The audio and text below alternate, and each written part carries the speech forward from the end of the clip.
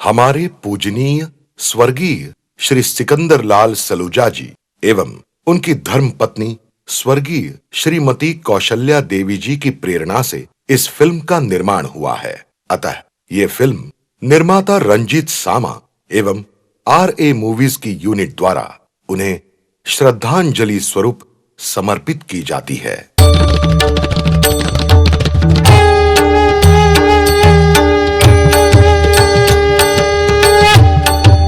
कर चरण कृतं वाक्मयजं कर्मजं वा श्रवण नैनजं वा मानसं वा पराधं विहितं व सर्वमेतत् क्षमस्व। जय जय करुणाब्धे श्री महादेव शंभो। जय जय करुणाब्धे श्री महादेव शंभो।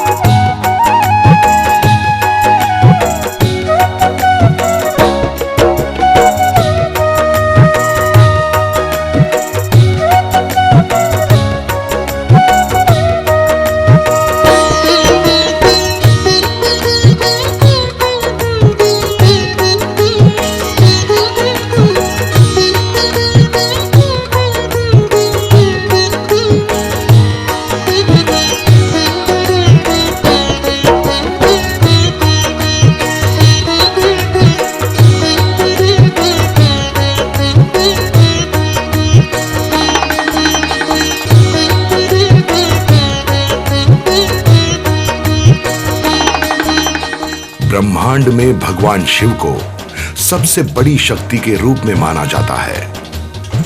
देवी देवताओं में सबसे सीधे साधे परंतु सबसे ज्यादा प्रभावशाली हैं भगवान शिव।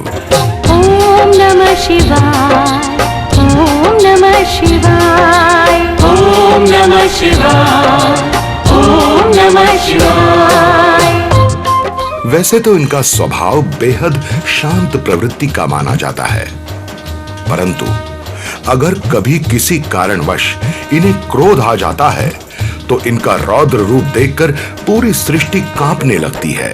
जन्मज दुख विनाशक लिंगम काम दहम करुणाकर लिंगम रावण दर्प विनाशन लिंगम दिनकर कोटि प्रभाकर लिंगम। ओम नमः शिवाय, ओम नमः शिवाय, ओम नमः शिवाय, ओम नमः शिवाय। किंतु भगवान शिव अपने भक्तों से बेहद प्रेम करते हैं। भगवान शिव की पूजा, इनकी आराधना सदियों से चली आ रही है। सिंधु घाटी की सभ्यता के दौरान भगवान शिव की पूजा किए जाने के अनेकों प्रमाण मिले हैं। भगवान शिव को शक्ति का रूप माना जाता है। हिंदू धर्म में इनका स्थान अन्य देवी देवताओं से अलग सबसे श्रेष्ठ माना गया है।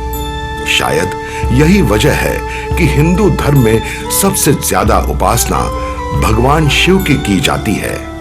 भगवान शिव को शंकर, शंभु, महादेव, महायोगी, पशुपतिनाथ, विश्वनाथ, कैलाशपति, नटराजन, नीलकंठ, रुद्रदेव एवं गौरी शंकर आदि जैसे नामों के साथ साथ भोला भंडारी के नाम से भी जाना जाता है।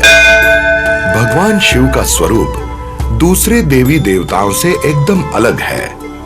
उनकी जटाएं उनके सर पर जूड़े के रूप में बंधी रहती हैं और इन्हीं जटाओं के बीच से निकलती नजर आती है पवित्र गंगा की धारा। कहते हैं कि राजा भगीरथ की तपस्या से प्रसन्न होकर जब गंगा धरती पर उतरी तो गंगा का तीव्र वेग देखकर पूरी सृष्टि घबरा गई। तब भगवान शिव ने गंगा की तीव्र धार को अपनी जटाओं में समेटा और आहिस्ता आहिस्ता उसे पृथ्वी पर छोड़ा। यही वजह है कि भगवान शिव को गंगाधर के नाम से भी जाना जाता है। भगवान शिव के गले में सर्पों की माला रहती है। अध्यात्म की दृष्टि से इन सर्पों को जीवन की ऊर्जा के रूप में देखा जाता है। कुछ भक्त इन सर्पों को काल के रूप में भी देखते हैं। शायद इसीलिए भगवान शंकर का एक नाम भद्रकाल भी पड़ गया है। शिवजी महाराज का पूरा शरीर भस्म में लिप्त रहता है और इनके हाथ में रहता है डमरू बंधा त्रिशूल। रुद्राक्ष की मालाएं इनका प्रिय गहना और इनका आसन है बाघ की खाल, जिसे बाघंबर कहा जाता है। समस्त ब्रह्मांड में सिर्फ भगवान शंकर ही त्रिनेत्रीय भगवान हैं। मस्तक के बीचों बीच स्थित इनका तीसरा नेत्र बंद रहता है। ये नेत्र तभी खुलता है जब भगवान शिव को क्रोध आता है। उस समय प्रलय आती है। भगवान शिव क्रोधावस्था में तांडव करते हैं और मानवता के शत्रुओं का संहार करते हैं। जन्मज दुख विनाशक लिंगम कामदहन करुणातर लिंगम रावण दर्प विनाशन लिंगम दिनकर कोटि प्रभाकर लिंगम। ओम नमः शिवाय, ओम नमः शिवाय, ओम नमः शिवाय, ओम नमः शिवाय। भगवान शिव का ये स्वरूप बहुत कम देखने को मिलता है। वैसे इनका स्वरूप एक महान तपस्वी का है जो स्वभाव से बेहद सहनशील और भोला है। भगवान शिव की पूजा पवित्र शिवलिंग के रूप में की जाती है। शिवलिंग को ज्योति का स्वरूप माना गया है। इसे एक ऐसी ऊर्जा के रूप में देखा जाता है जिससे जीवन का संचार होता है, जिस ऊर्जा से पूरा विश्व चलता है। वैसे तो पूरे विश्व में भगवान शिव के उपासक हैं और अनेकों स्थान पर इनके मंदिर बने हुए हैं, परंतु इन मंदिरों में सबसे ज्यादा महत्व हमारे भारत में स्थित अति प्राचीन 12 ज्योतिर्लिंग मंदिरों का है। शिव की महिमा भोले का गुण गाओ, शिव की महिमा भोले का गुण गाओ, 12 ज्योतिर्लिंग की कथा सुनाओ, 12 ज्योतिर्लिंग की कथा सुनाओ। शिव का दर्शन पाओ शिव हो जाओ, शिव का दर्शन पाओ शिव हो जाओ, 12 ज्योतिर्लिंग की कथा सुनाओ।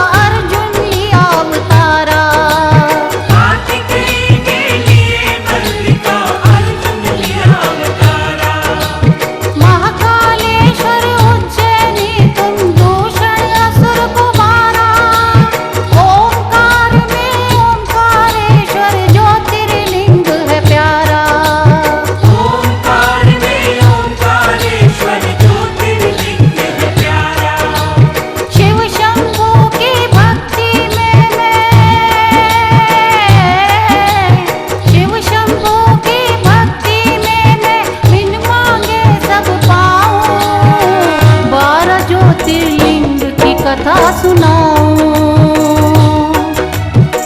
12 ज्योतिर्लिंग की कथा सुनाओ। कावल के नंगे पैरी साथ चलो जी, दूधो नहाओ पूतो फलो जी। कावल के नंगे पैरी साथ चलो जी, दूधो नहाओ पूतो फलो जी।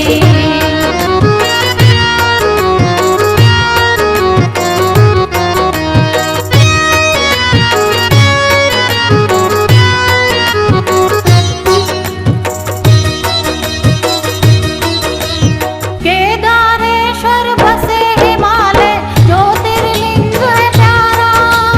भीमा नदी पे भीमा शंकर, दैत्य भीम को मारा। भीमा नदी पे भीमा शंकर, दैत्य भीम को मारा। त्र्यंबकेश्वर गौतम ऋषि को हत्या से मुक्त कराए। काशी विश्वेश्वर की पूजा करे सो मुक्ति पाए। काशी विश्वेश्वर की पूजा करे सो मुक्ति पाए। जय जय जय जय अनंत विनाशी, जय जय जय जय अनंत विनाशी, शत शत शीश झुकाऊं। 12 ज्योतिर्लिंग की कथा सुनाऊं। 12 ज्योतिर्लिंग की कथा सुनाओ। कावल के नंगे पैरी साथ चलो जी, दूधो नहाओ पूतो फलो जी। कावल के नंगे पैरी साथ चलो जी, दूधो नहाओ पूतो फलो जी।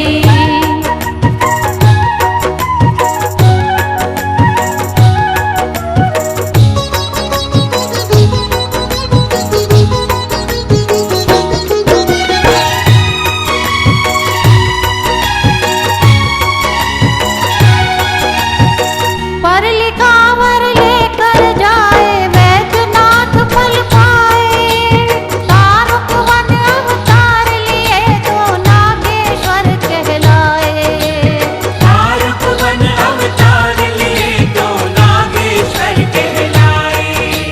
सेतु बांध जो राम जी पूजे, बने प्रभु रामेश्वर। देवगिरी पे घुसवा के लिए बने शंभु घुसमेश्वर। देवगिरी में घुसवा के लिए बने शंभु घुसमेश्वर। हर ज्योतिर्लिंगों में जाओ, हर ज्योतिर्लिंगों में जाओ, परम मोक्ष पद पाओ। 12 ज्योतिर्लिंग की कथा सुनाऊं। 12 ज्योतिर्लिंग की कथा सुनाओ। कावल के नंगे पैरी साथ चलो जी, दूधो नहाओ पूतो फलो जी। कावल के नंगे पैरी साथ चलो जी, दूधो नहाओ पूतो फलो जी। कावल के नंगे पैरी साथ चलो जी, दूधो नहाओ पूतो फलो जी। इन 12 ज्योतिर्लिंग मंदिरों के अलावा हमारे देश में भगवान शिव के और भी कई स्थान हैं जो विश्व विख्यात हैं। इन स्थानों में सबसे महत्वपूर्ण है कैलाश मानसरोवर। ऐसा मानना है कि भगवान शिव सपरिवार बर्फ से ढके इस पर्वत पर निवास करते हैं। तिब्बत की सीमा पर स्थित कैलाश पर्वत धर्म स्थलों में सबसे ऊंचाई वाला स्थान है। अगर कोई शिव भक्त इस स्थान के दर्शन कर लेता है तो वो अपने आप को बेहद भाग्यशाली मानता है। राजस्थान के ऐतिहासिक शहर उदयपुर के उत्तर में 12 मील की दूरी पर स्थित है एक लिंगी मंदिर। भगवान शिव के इस मंदिर का इतिहास भी काफी पुराना है। बताया जाता है कि आदि शंकराचार्य के एक सहयोगी आचार्य विश्वरूप जी ने इस मंदिर का निर्माण कराया था। शंकर भगवान के मंदिरों में एक स्थान और बेहद महत्वपूर्ण है और वो है कश्मीर में श्रीनगर से 145 किलोमीटर पूर्वी दिशा में स्थित अमरनाथ धाम। इस स्थान की विशेषता यह है कि यहाँ हर वर्ष गुफा के अंदर बर्फ से शिवलिंग का निर्माण होता है और जुलाई व अगस्त महीने में दूर दूर से भक्त यहाँ इस बर्फीले शिवलिंग के दर्शन करने आते हैं। ओम नमः शिवाय, ओम नमः शिवाय, ओम नमः शिवाय, ओम नमः शिवाय। शिवजी महाराज का एक और मंदिर बेहद महत्वपूर्ण है। वो है वृंदावन स्थित गोपेश्वर नाथ मंदिर।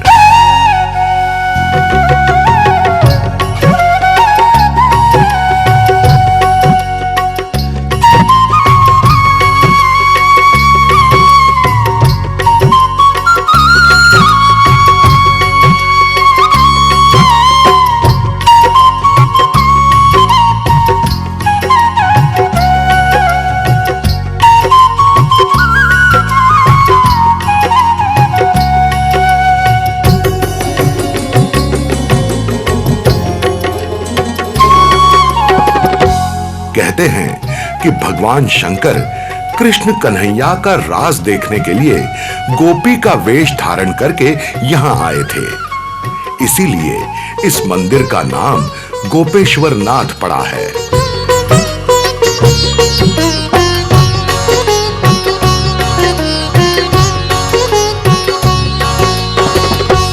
हमारे देश में ना तो शिव भक्तों की कमी है और ना ही शिव मंदिरों की।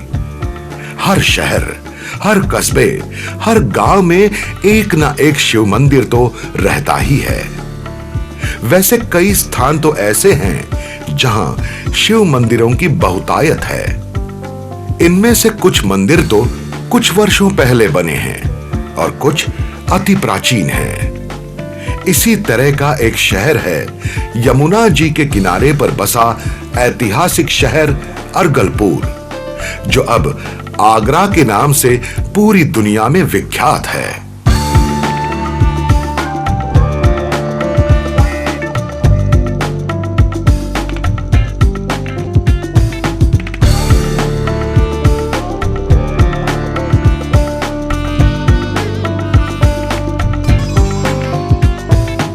श्री कृष्ण भक्तों के वैष्णव नगर शौरीपुर और मथुरा के मध्य बसे होने के बावजूद इस शहर में शिव उपासकों की बहुतायत है, जिसकी मुख्य वजह है इस शहर में स्थित प्राचीन शिव मंदिर। कहते हैं कि चैतन्य महाप्रभु ने गोवर्धन पर्वत एवं ब्रिज 84 की परिक्रमा की शुरुआत की थी, जो आज तक बदस्तूर जारी है। इस परिक्रमा की ही तरह आज से कई वर्षों पूर्व शिव भक्तों ने आगरा शहर के मंदिरों की परिक्रमा आरंभ की थी, जो आज भी चल रही है। प्रतिवर्ष श्रावण मास के दूसरे सोमवार को यहाँ शिव मंदिरों की करीब 82 किलोमीटर लंबी परिक्रमा शिव भक्त करते हैं।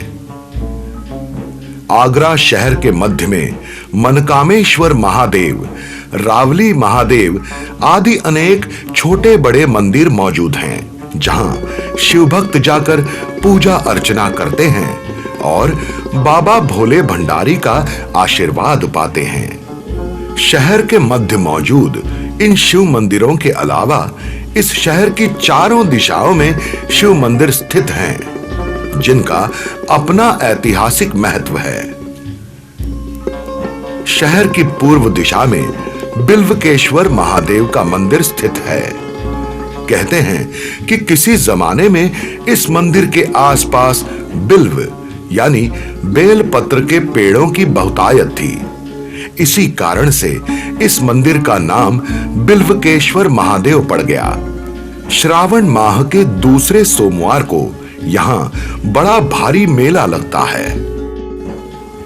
शहर की पश्चिम दिशा में है पृथ्वीराज चौहान द्वारा स्थापित किया गया पृथ्वीनाथ महादेव मंदिर। इस मंदिर पर श्रावण मास के चौथे सोमवार को मेले का आयोजन होता है। शहर के उत्तर दिशा में पवित्र यमुना जी के छोर से सटकर बना है श्री कैलाश महादेव। इस मंदिर पर श्रावण माह के तीसरे सोमवार को विशाल मेला लगता है। ये कैलाश मंदिर है, यहाँ जो शीश है झुकाता, खाली तो आता है मगर खाली नहीं जाता।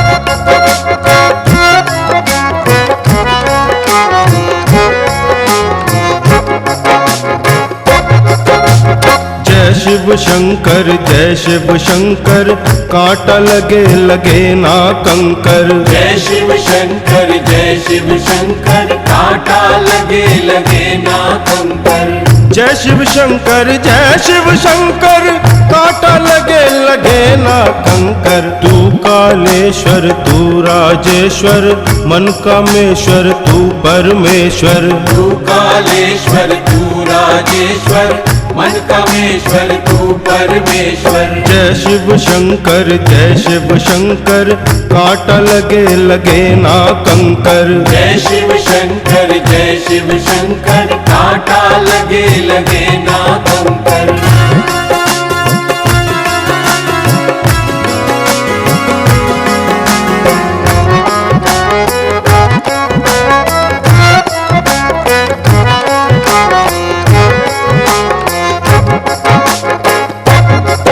धरती में तू है शिव शंभु, अंबर में तू है शिव शंभु, हर दिल में तू है शिव शंभु, मंदिर में तू है शिव शंभु, फूलों में तू है महादेव, पत्थर में तू है महादेव, नदियों में तू है आदिनाथ, सागर में तू है दीनानाथ। तू बड़ा है दानी शिव शंकर, तू बड़ा है ज्ञानी, शिव शंकर, सद्बुद्धि देना नीलकंठ, हम हैं अज्ञानी। गंगाधर, कण कण में तू है शिव शंभु,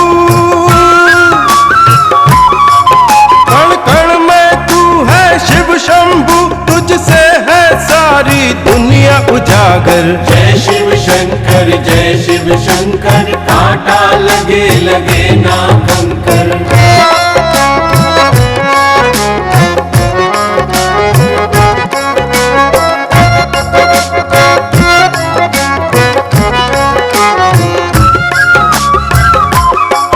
देवों का देव है हम भोला, तू महादेव है, हम भोला, तू प्यार है करता हे विषधर, संहार भी करता, कालेश्वर, बिन मांगे देता लंकेश्वर, मन जिसका चंगा। नागेश्वर, रावण दी लंका रामेश्वर, भागीरथ गंगा। ज्ञानेश्वर, सतयुग में था तू बागंबर, कलयुग में है तू हे विषधर, सदियों से शंभु, तू ही तू, हर युग में शंभु। तू ही तू।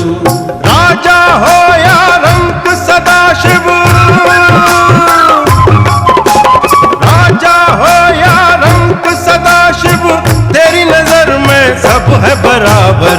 जय शिव शंकर, कांटा लगे लगे ना कंकर। जय शिव शंकर,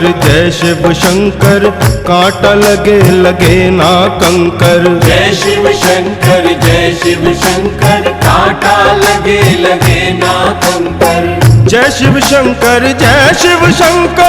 कांटा लगे लगे ना कंकर। तू कालेश्वर तू राजेश्वर, मन कामेश्वर तू परमेश्वर। तू कालेश्वर तू राजेश्वर, मन कामेश्वर तू परमेश्वर। जय शिव शंकर,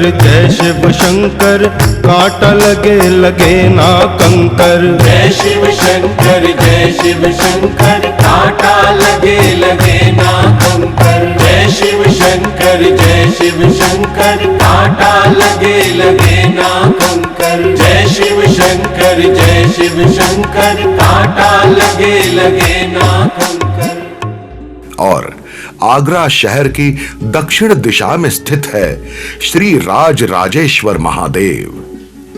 इस स्थान पर श्रावण के पहले सोमवार को मेला लगता है।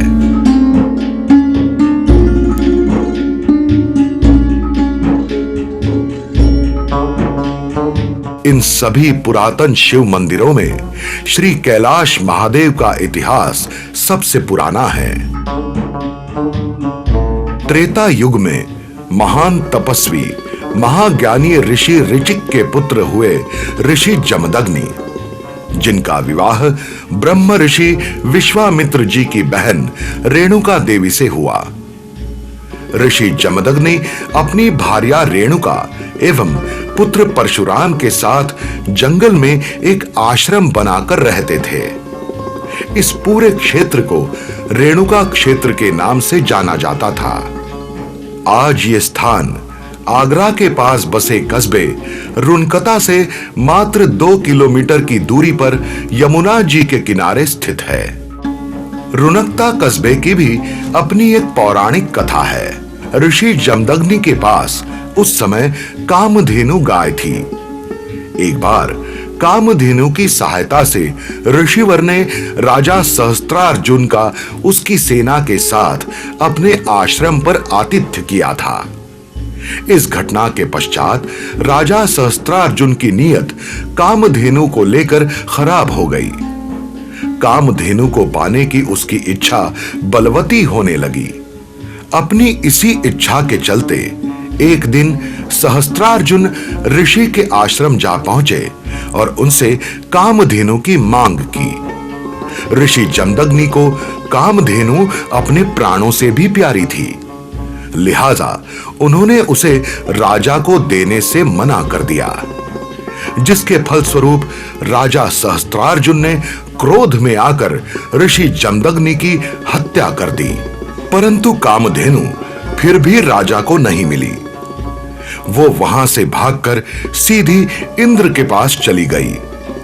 इस पूरी घटना के दौरान ऋषिपुत्र परशुराम वहां मौजूद नहीं थे। जब परशुराम आश्रम में आए और उन्हें इस घटना की खबर लगी तो उन्होंने क्रोध में आकर राजा सहस्त्रार्जुन को ललकारा और रणभूमि में ही उसकी 1000 भुजाएं काटकर उसे मार डाला। अब क्योंकि परशुराम द्वारा उसे रणभूमि में काटा गया था, लिहाजा उस स्थान का नाम रणकटा पड़ गया। कहते हैं कि कलयुग तक इस जगह का नाम रणकटा ही था। बाद में अंग्रेजों ने अपने शासनकाल में इसे रोमन में RUNKATA लिखा, जो उनके बाद रुनकता बनकर रह गया। दिल्ली आगरा राजमार्ग पर स्थित रुनकता गांव से केवल 2 किलोमीटर की दूरी पर रेणुका धाम स्थित है। नीचे ही ऋषि जमदग्नि, रेणुका जी और परशुराम का मंदिर है। इससे लगा हुआ है शनि मंदिर।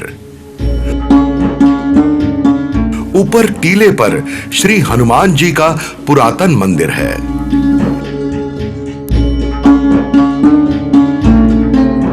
इसी मंदिर के पास अन्य टीले पर एक और मंदिर है, जहां ऋषि जमदग्नि, परशुराम और रेणुका जी की प्रतिमाएं स्थापित हैं। इस जगह पर पत्थर से बनी किसी प्राचीन इमारत के अवशेष भी मौजूद हैं, जो इस स्थान की प्राचीनता का सबूत हैं। अब आप सभी भक्तगणों के मन में यह जिज्ञासा अवश्य उत्पन्न हो रही होगी कि भला श्री कैलाश मंदिर के इतिहास से रूबरू होते होते हम श्री रेणुका धाम कहां जा पहुंचे। दरअसल इन दोनों ही स्थानों का सीधा संबंध ऋषि जमदग्नि जी से है। कहते हैं कि त्रेता युग में ऋषि जमदग्नि जी अपने पुत्र परशुराम को लेकर कैलाश पर्वत पर भगवान शिव की आराधना करने गए। दोनों को वहां भगवान शिव का ध्यान करते हुए कई वर्ष बीत गए। काफी समय बाद इनकी साधना से खुश होकर भगवान शंकर इनके सामने प्रकट हुए और इनसे अपनी इच्छा जाहिर करने को कहा। अपने समक्ष साक्षात भगवान शिव को इस प्रकार खड़ा देखकर परशुराम भाव विभोर हो उठे। उन्होंने शंकर भगवान से कहा कि उन्हें किसी भी तरह की कोई इच्छा नहीं है। अगर भोले बाबा कुछ देना ही चाहते हैं तो वो उनके साथ उनके आश्रम में चले। परशुराम की बात सुनकर शंकर भगवान कुछ सोच में पड़ गए। इससे पहले कि इस विषय में वो कुछ कहते, महर्षि जमदग्नि ने उनके समक्ष क्षमा याचना करते हुए कहा, प्रभु, आप तीनों लोकों के स्वामी हैं, आप अंतर्यामी हैं। हम साधारण जीवों के मन की बात आप भली भांति जानते हैं। आप घट घट वासी हैं, सर्वव्यापी हैं। हम आपके धाम कैलाश यही इच्छा लेकर आए हैं कि आप हमारे साथ हमारे धाम पर चलें।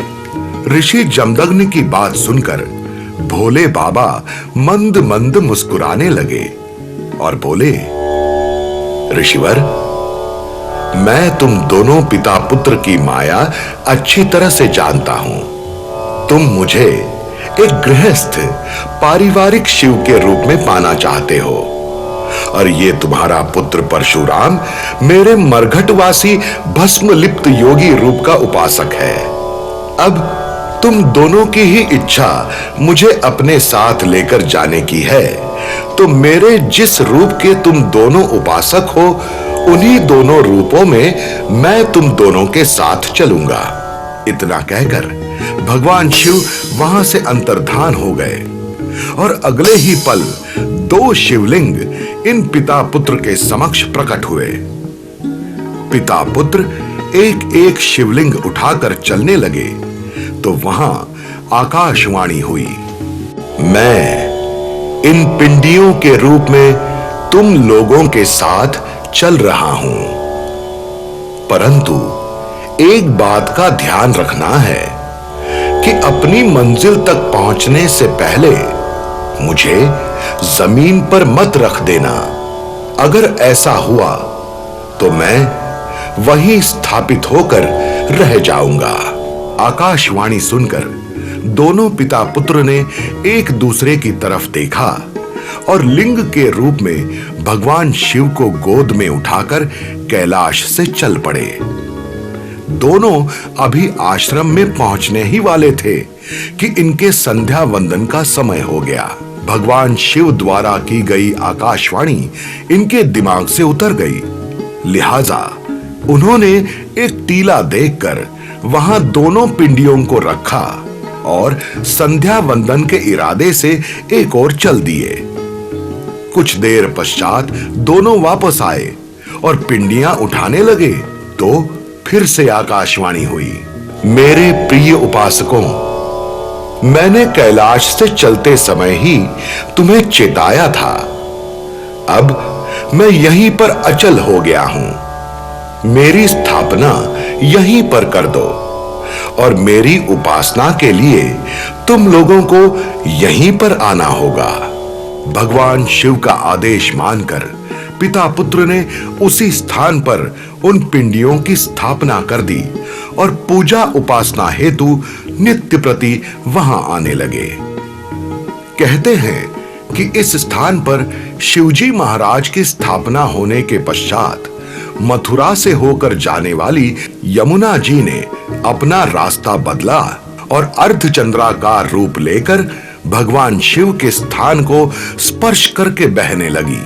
त्रेता युग में घटी इस घटना के पश्चात शताब्दियां गुजर गईं। ये दोनों शिवलिंग मिट्टी रेत की परतों के अंदर दबते चले गए और वहां एक रेत का विशाल टीला बनकर रह गया।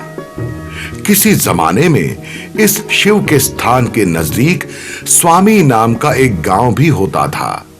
कहते हैं कि संवत 1114 में जब ये स्वामी गांव आबाद था तो उस गांव में रहने वाले ग्वाले यहां अपनी गायें चराने आते थे। गायें चराकर गोधूली के समय ये अपने गांव को लौट जाते थे। जब ये ग्वाले अपनी गायों को दोहने लगते तो इनमें से एक गाय दूध ही नहीं देती थी। ऐसा लगता था जैसे पहले ही किसी ने उसका दूध दुह लिया हो। उस ग्वाले ने 2-3 दिन तक दूध दूहने की बहुत कोशिश की, परंतु कोई फायदा नहीं हुआ। अंत में परेशान होकर उसने छानबीन की तो पाया कि वो गाय प्रतिदिन एक टीले पर जाकर खड़ी हो जाती है और उसके चारों थनों से अपने आप दूध की धार उस टीले पर गिरने लगती है। देखते ही देखते ये बात पूरे गांव में फैल गई। सभी ग्रामवासियों ने उस स्थान को खोदना आरंभ किया। थोड़ी खुदाई के पश्चात ग्रामवासियों को उस टीले के नीचे दबे 2 शिवलिंग नजर आने लगे। गांव वालों ने उन शिवलिंगों को वहां से निकालने के इरादे से खुदाई जारी रखी तो खोदते खोदते यमुना जी का पानी नजर आने लगा, परंतु इन पिंडियों का छोर कहीं नजर नहीं आया। अब सभी ग्रामवासियों ने सोचा कि ये शंकर भगवान का अपना स्थान है और भगवान शंकर अपने इस स्थान को छोड़कर अन्यत्र कहीं जाना नहीं चाहते। उसी समय भगवान शंकर की प्रेरणा हुई और सभी गांव वालों ने कैलाशपति महादेव की जय का घोष किया। बस उसी दिन से इस स्थान का नाम श्री कैलाश मंदिर पड़ गया। इसके पश्चात उन ग्रामवासियों ने अपने द्वारा खोदे गए गड्ढे को पाट दिया और विधिवत दोनों शिवलिंगों की स्थापना करके वहां भगवान शिव की पूजा अर्चना की और अपने गांव चल दिए। उसी रात्रि के दूसरे प्रहर में उसी गांव में रहने वाले गिरी परिवार के एक बालक नरसिंह को भगवान शिव ने स्वप्न में आकर दिन वाली घटना के बारे में बताया और सूर्योदय से पूर्व इन पिंडियों के दर्शन करने का आदेश दिया। उस दिव्य स्वप्न के पश्चात उस बालक की आंख खुल गई और सूर्योदय का इंतजार किए बिना ही वो उसी समय लालटेन लेकर टीले पर जा पहुंचा। वहां पहुंचकर उसने उन पिंडियों के रूप में भगवान शिव के दर्शन किए। उसी समय न जाने किस दिशा से एक महात्मा जी वहां आ पहुंचे। उन्होंने नरसिंह गिरी को संबोधित करते हुए कहा, हे बालक, पूर्व जन्म में तुम भगवान शिव के परम भक्त थे। तुम्हारी उसी भक्ति से प्रसन्न होकर भगवान शिव ने तुम्हें यहाँ इस स्थान पर अपनी सेवा करने का अवसर प्रदान किया है। महात्मा के मुख से इस तरह के वचन सुनकर बालक नरसिंह गिरी को खुशी भी हुई और आश्चर्य भी। उन्होंने उन महात्मा के समक्ष हाथ जोड़ते हुए उनसे अपना परिचय देने की विनती की।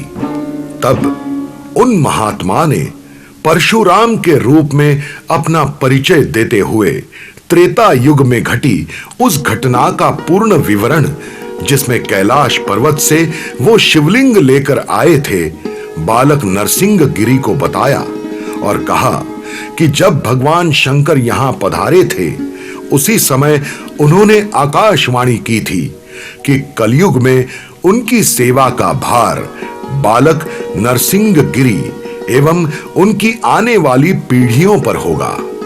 भगवान परशुराम के मुख से यह वृत्तांत सुनकर बाल नरसिंह गिरी भाव विभोर हो उठा और उसने भगवान शिव के समक्ष नतमस्तक होते हुए कहा, हे प्रभु, मैं बालक ज्यादा कुछ नहीं जानता। अपने बुजुर्गों के मुंह से सुना है कि आप तीनों लोगों के स्वामी हैं।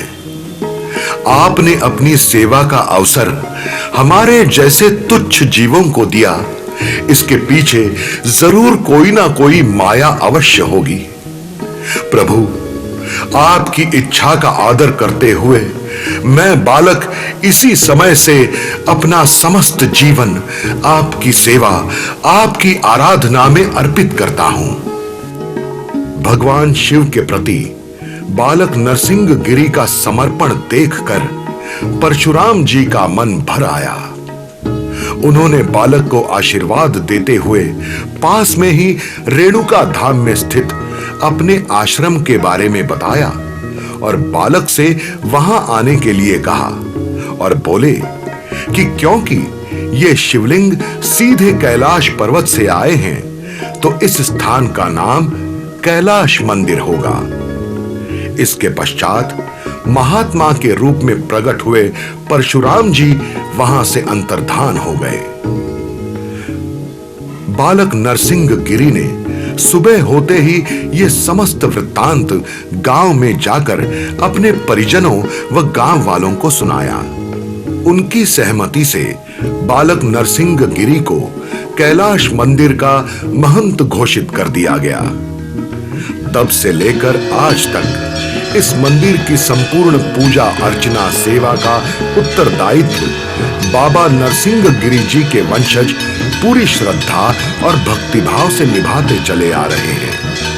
1264 ईस्वी से गिरी परिवार द्वारा इस मंदिर में पूजा पाठ का सिलसिला निर्विघ्न रूप से चला आ रहा है। हम तो 1811 से इस मंदिर की पूजा सेवा अर्चना करते आ रहे हैं। हमारे वंश शुरू से इसकी सेवा अर्चना कर रहे हैं। आगरा में वैसे तो 4 शिव मंदिर हैं जो आगरा के चारों ही कोनों पे बसे हुए हैं। आगरा प्रवेश पे ऐसी मान्यता मानी जाती है कि आगरा प्रवेश करने से पूर्व में भगवान शंकर के दर्शन, आप दिल्ली से आगरा के लिए जब एंट्री करेंगे तो कैलाश मंदिर के दर्शन होंगे और जब कानपुर से आगरा के लिए प्रवेश करेंगे तो बल्केश्वर मंदिर के दर्शन होते हैं। इसी तरीके से राजस्थान जैसे जयपुर से आगरा के लिए प्रवेश करेंगे तो पृथ्वीनाथ मंदिर के दर्शन, और ग्वालियर एमपी से आप जब आगरा के लिए प्रवेश करेंगे तो राजेश्वर मंदिर के दर्शन होंगे। जो भी इस मंदिर में आया है और जिसने श्रद्धा से कुछ भी मांगा है भगवान शंकर ने वो ही दिया। जो भी इस मंदिर में आता है उसकी हमेशा मन्नत पूरी होती है। उस समय आगरा शहर की आबादी नाम मात्र की थी और कैलाश मंदिर के आसपास का पूरा इलाका जंगल से घिरा हुआ था। रात की बात तो छोड़िए, दिन के समय में भी यहां लोग आने जाने में घबराते थे। उस समय में मात्र गिरी परिवार के ही कुछ लोग यहां रहते थे। जैसे जैसे वक्त गुजरता गया, कैलाश मंदिर की महिमा आगरा शहर व आसपास के इलाकों में फैलती चली गई। मंदिर में शिव दर्शन के लिए आने वाले भक्तों की बढ़ती हुई संख्या को देखते हुए ग्रामवासियों ने इन दोनों पिंडियों के ऊपर एक मठिया का निर्माण करा दिया। इस कैलाश मंदिर की सबसे बड़ी विशेषता यह है कि एक ही जलहरी में एक साथ 2 शिवलिंगों का होना। यह अद्भुत अलौकिक नजारा आपको दुनिया के किसी भी शिव मंदिर में नहीं मिलेगा। सन 1906 में आगरा शहर में जबरदस्त बाढ़ आई थी। उस आपदा के पश्चात महंत जी ने दानदाताओं की सहायता से मठिया के स्थान पर गोल गुंबद बनाने का निश्चय किया, परंतु इस निश्चय के पूरा होने में एक अड़चन आ रही थी। वो अड़चन थी इमली का वृक्ष, जिसकी एक मोटी शाखा ठीक मठिया के ऊपर थी। इमली के पेड़ की उस शाखा को काटे बगैर यहां गुंबद बनाना असंभव था और महंत जी उसे काटने के पक्ष में नहीं थे। उन्होंने मन ही मन भगवान शिव से प्रार्थना की। अब शिवजी महाराज का चमत्कार देखिए कि उस रात को इमली की वो शाखा अपने आप इतनी ऊपर चली गई कि वहां आराम से गुंबद का निर्माण हो सके। अगली सुबह भगवान भोले भंडारी का ये चमत्कार देखकर सब नतमस्तक हो गए और मंदिर निर्माण का कार्य आरंभ किया। ये जो साफ सुथरा पक्का मार्ग आप देख रहे हैं, पहले यहां कटीली झाड़ियां एवं उबड़ खाबड़ रास्ता था। शिव भक्तों को मुख्य मार्ग से यहां तक आने जाने में बड़ी मुश्किलों का सामना करना पड़ता था। मुख्य मार्ग से कैलाश मंदिर तक बने इस पक्के मार्ग की भी अपनी एक कहानी है। राजस्थान में एक जगह है खेतड़ी। खेतड़ी के राजा के यहां पुत्र का अभाव था। जब उन्होंने मनोकामना पूर्ण करने वाले इस कैलाश मंदिर के बारे में सुना तो सपत्नीक यहां दर्शन करने आए और पुत्र प्राप्ति की दुआ मांगी। बाबा भोले भंडारी के प्रताप से जल्द ही उनकी मनोकामना पूर्ण हुई और पुत्र को लेकर अपनी पत्नी के साथ खेतड़ी से इस मंदिर तक पैदल चलकर आए और बड़ी ही श्रद्धा व भक्तिभाव से मंदिर में पूजा अर्चना की। खेतड़ी नरेश की इच्छा इस स्थान पर कुछ निर्माण कार्य करवाने की थी। इस बारे में जब उन्होंने उस समय गद्दी पर आसीन महंत जी से प्रार्थना की तो महंत जी ने सिकंदरा से मंदिर तक पक्की सड़क बनाने का सुझाव रखा और उसके पश्चात कुछ ही दिनों में यह सड़क बनकर तैयार हो गई। इस सड़क से संबंधित शिलालेख पहले कैलाश मोड़ पर लगा था, जिसे बाद में निर्माण कार्यों की वजह से यहां मंदिर के पास लगा दिया गया। यह किस्सा अंग्रेज शासनकाल का है।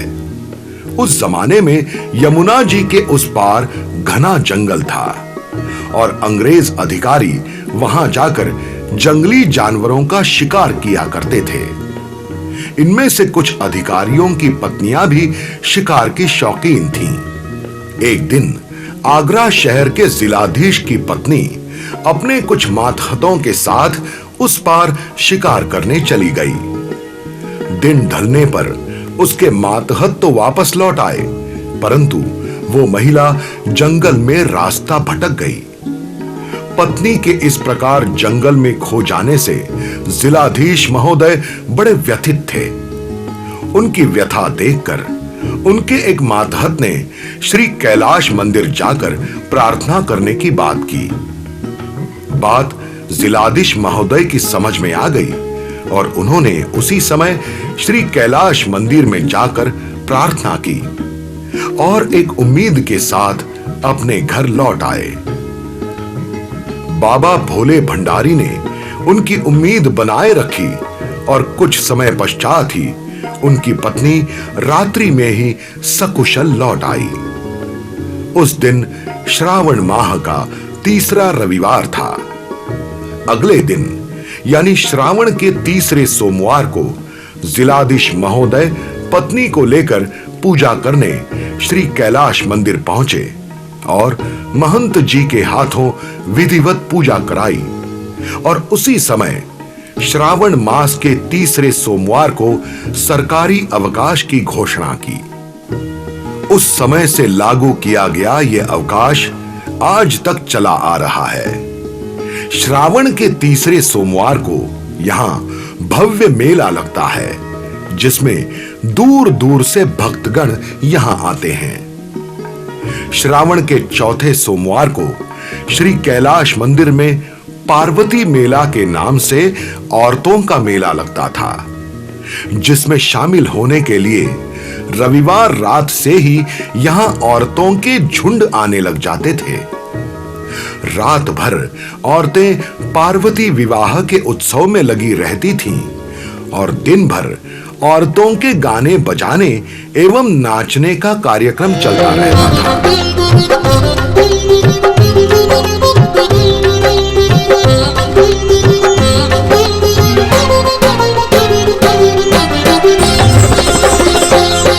कैलाशपति भंडारी शिव शंकर ब्रह्म मुरारी।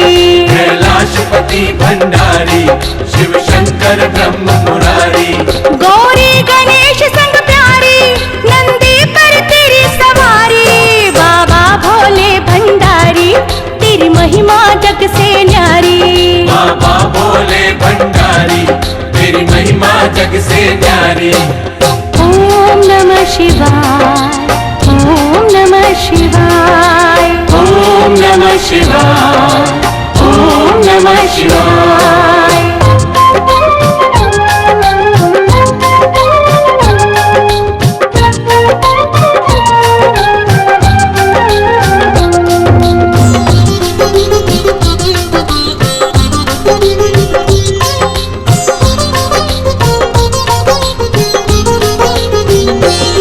भोले का डमरू बोले तो तीन लोक है डोले। भोले का डमरू बोले तो तीन लोक है डोले। मुक्ति उसको मिल जाए जो नमः शिवाय बोले। मुक्ति उसको मिल जाए जो नमः शिवाय बोले। दूध नारियल साथ मिलाएंगे, बेल पत्थर शिवलिंग पे चढ़ाएंगे। बेल पत्थर शिवलिंग पे चढ़ाएंगे। नटराजन त्रिपुरारी भोला शंभु विषधारी। नटराजन त्रिपुरारी भोला शंभु विषधारी। गौरी गणेश संग प्यारी नंदी पर तेरी सवारी। बाबा भोले भंडारी तेरी महिमा जग से न्यारी। बाबा भोले भंडारी तेरी महिमा जग से न्यारी। ओम नमः शिवाय, ओम नमः शिवाय, ओम नमः शिवाय, ओम नमः शिवाय।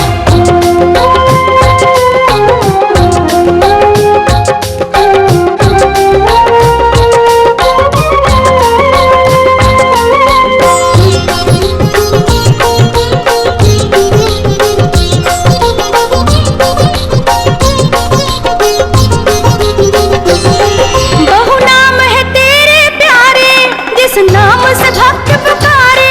बहु नाम है तेरे प्यारे इस नाम से भक्त पुकारे।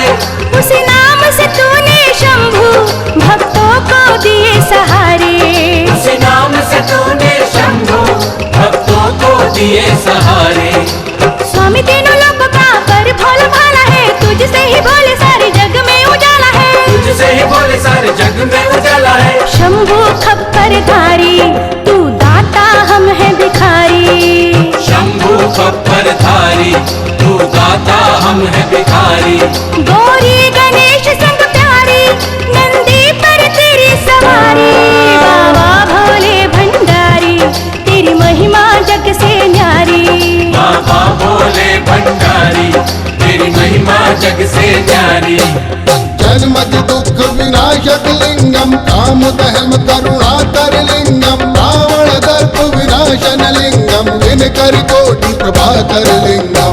ओम नमः शिवाय, ओम नमः शिवाय, ओम नमः शिवाय, ओम नमः शिवाय, ओम नमः शिवाय, ओम नमः शिवाय, ओम नमः शिवाय, ओम नमः शिवाय, ओम नमः शिवाय, ओम नमः शिवाय। कुछ वर्ष पहले सामाजिक सुरक्षा की दृष्टि से देखते हुए महिलाओं के मेले का यह भव्य आयोजन अब बंद कर दिया गया है।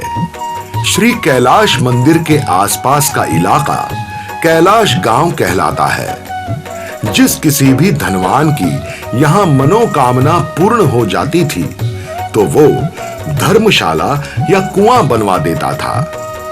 कुछ कुएं और धर्मशालाओं के अवशेष तो आज भी यहाँ मौजूद हैं। एक बार जब दो चोर मंदिर से लगी जमीन पर महंत जी द्वारा उगाई गई मिर्च चोरी करने लगे तो भगवान शिव ने उन्हें अंधा कर दिया। बाद में महंत जी ने उनके हाथ से पूजा अर्चना करवाई और उन्होंने अपने कृत्य के लिए क्षमा याचना की तो बाबा भोले भंडारी ने उन्हें क्षमा करके उनकी आंखों की रोशनी लौटा दी। श्री कैलाश मंदिर में पूजा अर्चना का कार्यक्रम मुंह अंधेरे ही शुरू हो जाता है। सुबह पहले 5 नदियों के जल से, फिर दूध, दही, शहद, चंदन व भस्म आदि से अभिषेक किया जाता है। फिर चांदी में मढ़े दोनों शिवलिंगों का श्रृंगार करके उनकी विधिवत शास्त्रार्थ पूजा की जाती है। इसके पश्चात आगरा में स्थित पंच महादेव की स्तुति की जाती है और फिर होती है सुबह की आरती, जिसमें आसपास के इलाके के शिव भक्त हिस्सा लेते हैं। सुबह के इसी क्रम को संध्या समय भी दोहराया जाता है। श्री कैलाश मंदिर की बढ़ती ख्याति और भक्तों की संख्या को देखते हुए मठाधीश की आज्ञा से एक दानदाता ने दोनों शिवलिंगों को क्षीण होने की आशंका से चांदी के कवच से ढक दिया। आज श्री कैलाश मंदिर में आप सभी भक्तगण चांदी से मढ़े शिवलिंगों का ही दर्शन करके शिव महाराज के आशीर्वाद का लाभ प्राप्त कर सकते हैं।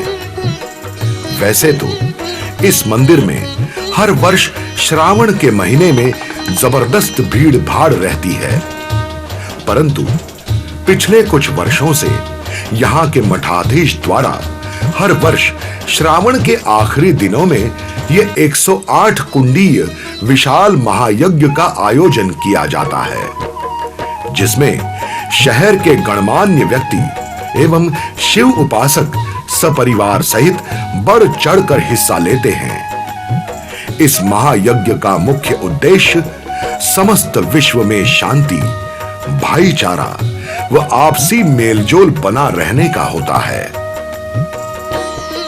भगवान शिव की शक्ति से परिपूर्ण श्री कैलाश मंदिर का ये क्षेत्र यहां आने वाले शिव उपासकों के लिए एक ऐसा तीर्थ स्थल है जहां भक्त अपने शारीरिक व मानसिक कष्टों, काम, क्रोध, वैमनस्य, ईर्ष्या आदि जैसे विकारों को लेकर आता है और इन शिवलिंगों से निकलने वाली ऊर्जा, शिव शक्ति उनके हर कष्ट को, हर विकार को नष्ट करके उन्हें मानसिक संतोष प्रदान करती है। और जब भक्त अपने घर लौटता है तो उसके दिलो दिमाग में बाबा भोले भंडारी की छवि और भक्ति के अलावा कुछ नहीं रहता। जब जुल्म की आंधी चलती है और पाप के घट भर जाते हैं, ऐसे में अपने बच्चों को खुद शंभुनाथ बचाते हैं। बाबा भोले भंडारी तेरी महिमा जग से न्यारी। बाबा भोले भंडारी तेरी महिमा जग से न्यारी। ओम नमः शिवाय, ओम नमः शिवाय, ओम नमः शिवाय।